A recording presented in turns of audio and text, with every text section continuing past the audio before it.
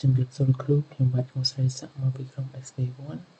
នៅក្នុងវីដេអូនេះផងដែរខ្ញុំមកធ្វើការវិភាគតាក់ទងទៅនឹងការmanage user និង group អញ្ចឹងជាដំបូងខ្ញុំបានធ្វើការចូលទៅក្នុង Visual Box តមកទៀតខ្ញុំវាយ hostname ដើម្បី log ចូលទៅក្នុង Gitbase ឥឡូវខ្ញុំបាន log ចូលក្នុង Gitbase រួចរាល់ហើយអញ្ចឹងបន្តមកទៀតខ្ញុំបានចាប់ផ្ដើមធ្វើអញ្ចឹងជាដំបូងខ្ញុំ create ទៅលើ group ដែលមានចំនួន5នេះហើយបន្តមកទៀតខ្ញុំនឹង create ទៅលើ user តាមក្រោយ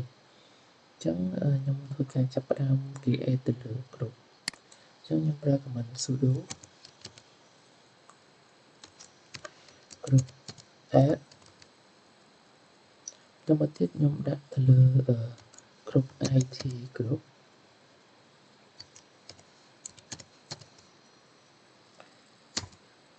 អញ្ចឹងខ្ញុំធ្វើការដាក់ password ឲ្យមកបន្តមកទៀតខ្ញុំ create ទៅលើ group account group ម្ដង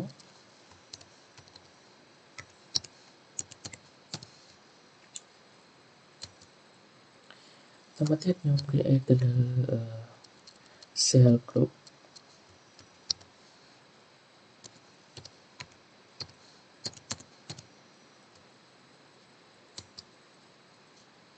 តមក admin group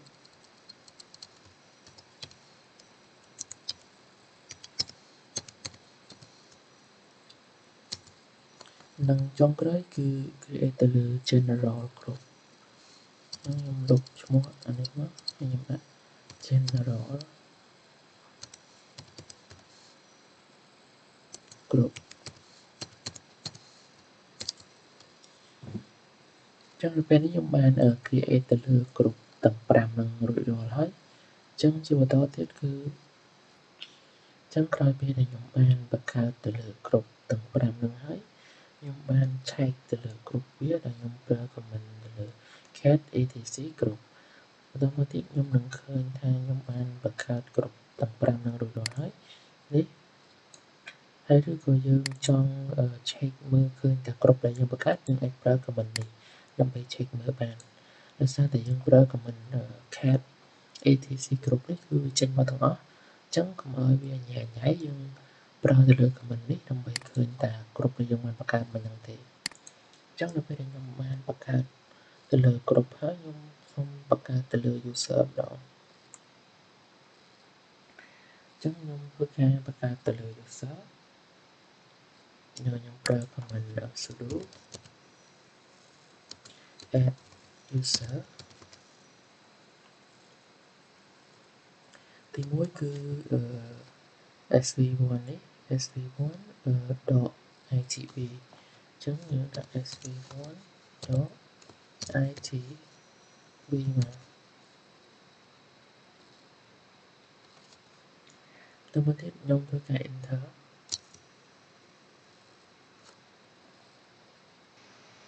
អញ្ចឹងដោយសារតែនៅក្នុង Linux នោះវាអត់ support ជាមួយនឹងសញ្ញានេះអញ្ចឹងខ្ញុំធ្វើការដូរពួកអាហ្នឹងទៅជា underscore វិញចុះអញ្ចឹងខ្ញុំធ្វើការ enter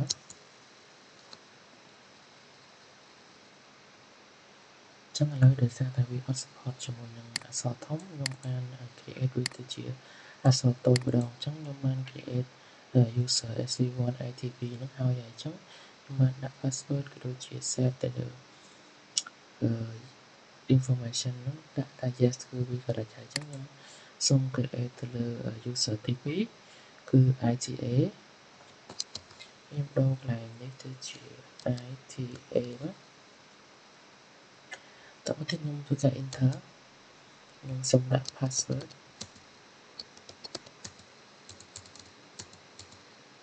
ហើយគឺ yes ចឹងខ្ញុំបាន create ទៅលើ user sv1 underscore ita រួចរាល់ហើយតមកទៀតគឺទៅលើ sv1 ម្ដងគឺ user ទី3ចឹងខ្ញុំ enter មកខ្ញុំដាក់ password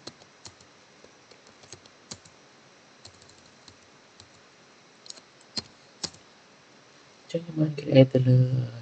user SC1 រួចរាល់មួយទៀតហើយអញ្ចឹងជាបន្តគឺទៅលើនេះ user SC1 ACCA នេះអញ្ចឹង underscore ACCA អញ្ចឹងខ្ញុំធ្វើការ enter ខ្ញុំដាក់ password មកទៀតហើយនេះគឺ yes អញ្ចឹងខ្ញុំបាន create user ហ្នឹងហើយអញ្ចឹងខ្ញុំចូលទៅដល់ user មួយទៀតគឺ sv1.acca ដូចគ្នាអញ្ចឹងខ្ញុំ create មួយទៀតដោយសារតែឈ្មោះហ្នឹងវា exit ទៅអញ្ចឹងខ្ញុំសូម change កន្លែងនេះដាក់តា C1 ទៅអញ្ចឹងខ្ញុំដាក់ KCA ហ្មងទៅដោយសារតែលោកគ្រូបានឃើញនេះគឺឈ្មោះវាជាប់គ្នាអញ្ចឹងវាអាច create បានទេអញ្ចឹងខ្ញុំធ្វើការដូរឈ្មោះវាដោយដាក់ C តែមួយអញ្ចឹងខ្ញុំធ្វើការ enter ខ្ញុំដាក់ password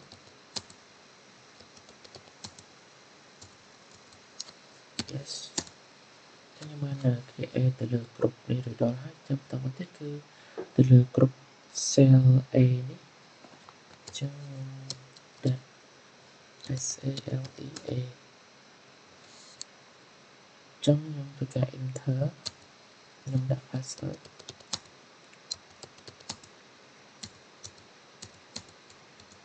yes អញ្ចឹងចូលមកដល់ user ក្រោយគេគឺ admin អញ្ចឹងខ្ញុំដាក់ admin enter ខ្ញុំដាក់ទៅលើ password yes អញ្ចឹងចំពោះការ create group ក៏ដូចជា create user គឺខ្ញុំបាន create រួចរាល់ហើយអញ្ចឹងមិនដោយសារតែខ្ញុំបាន create ទៅលើ user រួចរាល់ហើយខ្ញុំក៏បានប្រើ comment មួយនេះដើម្បីឆែកទៅមើល user ដែលយើងបានបង្កើតមកអញ្ចឹងuser ដែលខ្ញុំបានបង្កើតមិញគឺមានប្រព័ន្ធនេះអញ្ចឹងខ្ញុំបានបង្កើតវារួចរាល់ហើយតែមានដូចជាត្រឹមនេះនេះប្រព័ន្ធនេះដែលមានចំនួន7 user ទី1គឺ SV1 ITB ITA និង SV1 SV1 AACCA អានេះដោយសារតែឈ្មោះវាជាន់គ្នាខ្ញុំបានដូរនេះទៅជានេះ ACA តែមួយទៅមកទៀតគឺ cell A ហើយចុងក្រោយគឺ admin អញ្ចឹងខ្ញុំបាន create ទៅលើ user admin user ទាំង7ហ្នឹងរួចរាល់ហើយអញ្ចឹងជាបន្តទៀតខ្ញុំនឹង add user ទាំងអស់ហ្នឹងចូលទៅក្នុង group នីមួយៗដែរវាមានសញ្ញាសម្គាល់ឲ្យយើងមើលនេះថា user មួយណានៅក្នុង group មួយណាខ្លះអញ្ចឹងខ្ញុំធ្វើការ add user ទី1នេះតែម្ដងគឺខ្ញុំ add ទៅលើ SV1 ITB នេះចូលទៅក្នុង IT group ចូលទៅក្នុង account group និងចូលទៅក្នុង cell group ចឹងខ្ញុំប្រើទៅលើ command sudo user mode ទៅមកទៀតគឺ .ag ធំចឹងខ្ញុំដាក់ឈ្មោះទៅលើ group ទាំង3ហ្នឹងដែលមានដូចជា group IT group account group និង cell group ដែរ user SC1 ITB ហ្នឹងមាននៅក្នុងនឹងទាំង3អញ្ចឹងខ្ញុំដាក់ឈ្មោះ group ទាំង3ហ្នឹងមកមានដូចជា IT group account group ចុងក្រោយគឺ cell group បន្តមកទៀតខ្ញុំធ្វើការដាក់ទៅលើឈ្មោះ user នេះ user ដែលខ្ញុំបានបង្កើតមិញនេះគឺ SV1 underscore ETB អញ្ចឹងនៅត្រង់កន្លែងcomment បញ្ជូនហ្នឹងបានន័យថាខ្ញុំបានបង្កើតខ្ញុំបានទាញចូលបានន័យថាខ្ញុំទាញuser SC1 ITB ហ្នឹងចូលទៅក្នុងក្រុមទាំង3ហ្នឹងមានដូចជា IT group cell group និង account group ហ្នឹងដោយសារតែនៅក្នុងនេះវាមាន3 group អញ្ចឹង ខ្ញុំសូម add sc1 itb នឹងចូលទៅក្នុង3គ្រប់នឹងតែម្ដងអញ្ចឹងខ្ញុំធ្វើការ enter មកបន្តមកទៀតខ្ញុំចូលទៅកាន់ sc1 ita ម្ដងអញ្ចឹងចំពោះ sc1 ita ហ្នឹងទី1គឺវាមាននៅក្នុងក្រុម IT group ទី2គឺsales group និងទី3គឺមាននៅក្នុង general group អញ្ចឹងខ្ញុំសូមcreate បង្កើត user mode អញ្ចឹង sudo user mode .ag តទៅទៀតគឺខ្ញុំដាក់ឈ្មោះទៅលើគ្រប់ទាំង3ហ្នឹងដែល user sv1 ita ហ្នឹងនៅក្នុងហ្នឹងអញ្ចឹងទី1គឺនៅក្នុង IT group អញ្ចឹង IT group ទី2គឺនៅក្នុង cell group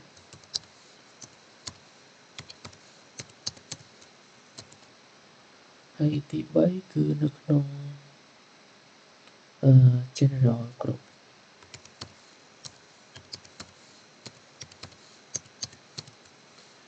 តទៅទៀតខ្ញុំដាក់ឈ្មោះទៅលើ sv1 ita ដែលខ្ញុំបានបង្កើតមិញគឺនេះ sv1 underscore ita sv1 underscore ita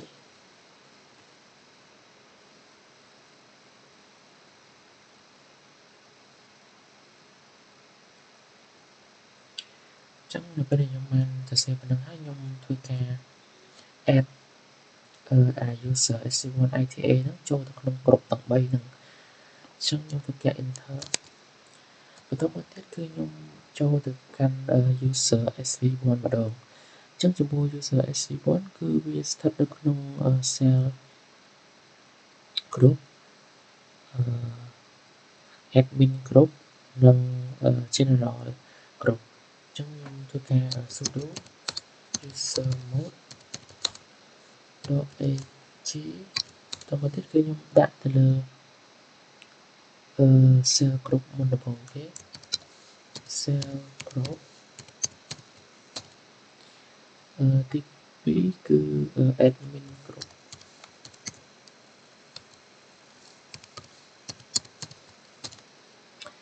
ទី3គឺនៅក្នុង general group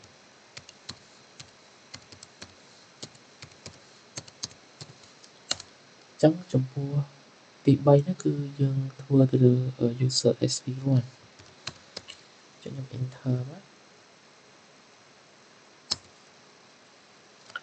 តមកទៀតគឺដល់ user ទៅលើ sv1 acca នេះចំពោះ user មួយនេះគឺវាមាននៅក្នុង IT group account group និង admin group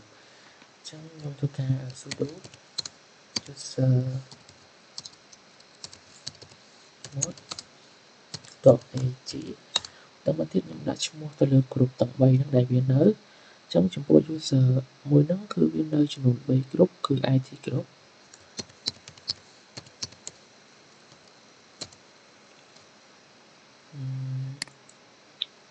account group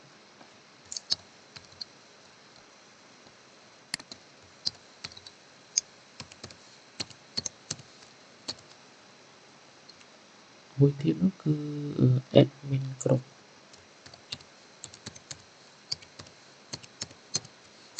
ដាក់ទៅលើ sv1 underscore acca អញ្ចឹងខ្ញុំធ្វើការ enter មកបន្តមកទៀតគឺខ្ញុំចូលដល់ user មួយទៀតគឺ sc1 aca ដោយសារតែនេះវាជាន់គ្នាខ្ញុំបានដូរវាទៅជា aca នេះអញ្ចឹងខ្ញុំចូលមកដល់នេះអញ្ចឹងចំពោះ user ហ្នឹងគឺវាស្ថិតនៅទាំងវាមានចំនួន4ដែលស្ថិតនៅក្នុងក្រុមដែលទី1គឺនៅក្នុង IT group ទី2គឺ sales group ទី3គឺ admin group និងទី4គឺ general group អញ្ចឹងវាមានចំនួន4 group ដែលនៅក្នុងហ្នឹងអញ្ចឹងខ្ញុំធ្វើការ sudo user mode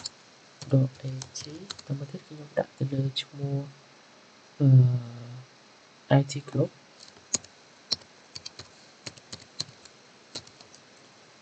ទី2គឺ Sales Group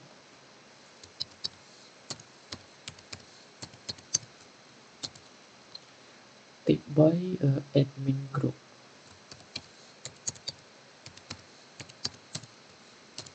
និងទី4គឺនៅក្នុង General Group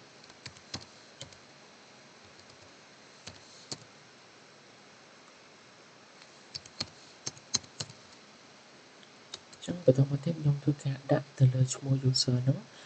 នេះគឺ sc1 underscore ACA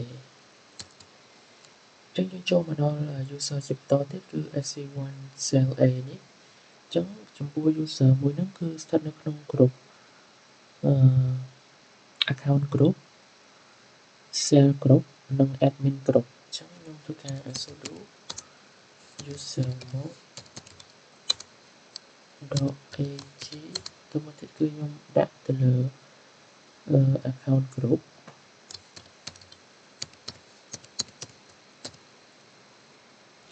cell group និងចុងក្រោយគឺ admin group ដែលចំពោះ user របស់វាឈ្មោះ sc1 cell A ចឹងខ្ញុំធ្វើការ enter ចូលមកដល់ user ចុងក្រោយគឺ sc1 admin ចំពោះ sc1 admin នេះគឺវាស្ថិតនៅក្នុងក្រុមចំនួន4ដូចគ្នាដែលមានទៅលើ group account group IT group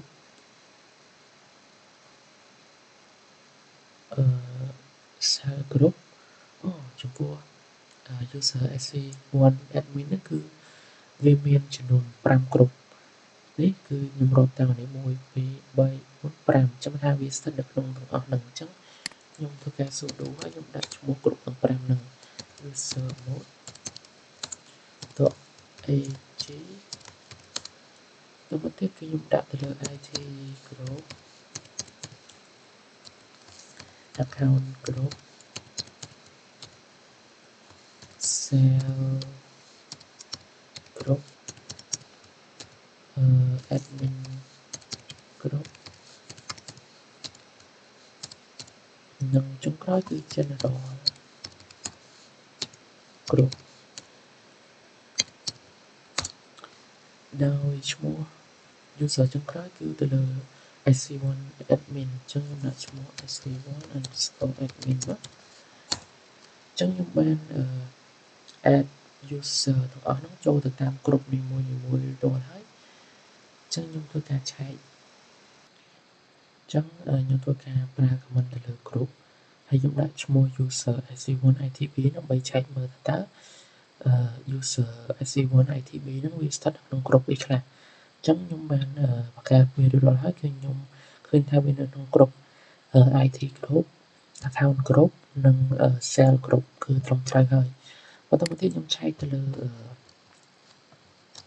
sc1 ita ម្ដងចឹងគឺវាស្ថិតនៅក្នុង3 group ដូចគ្នាគឺស្ថិតនៅក្នុង group IT group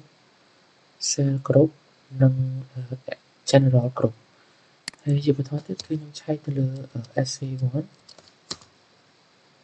ចឹងចំពោះ sc1 គឺស្ថិតនៅក្នុង cell group ត្រឹមត្រូវ admin group និង general group ត្រឹមត្រូវហើយបន្តមកទៀតគឺឆែកទៅលើ sc1 ACCA ចឹងចំពោះ user ហ្នឹងគឺស្ថិតនៅក្នុង IT group account group និង admin group គឺត្រឹមត្រូវហើយបន្តមកទៀតគឺឆែកទៅលើ ACA ម្ដងចំពោះ user នេះគឺមាន4ទៅលើ IT group cell group admin group និង general group គឺត្រឹមត្រូវហើយបន្តមកទៀតគឺ user cell គឺស្ថិតនៅក្នុង3 group ដែលទី1គឺ account group cell group និង admin group គឺត្រឹមត្រូវហើយនិងចុងក្រោយគឺទៅលើ user admin sc1 admin ចឹងចំពោះ user sc1 admin នេះគឺវាស្ថិតនៅក្នុងទាំង5 group ចឹងនេះគឺទាំង5 group រួចរាល់ហើយចឹងមិនថាត្រឹមត្រូវហើយចឹងចំពោះវីដេអូ តាក់ទងទៅនឹងការ manage user និង group គឺមានតែប៉ុណ្្នឹងទេសូមអរគុណលោកគ្រូ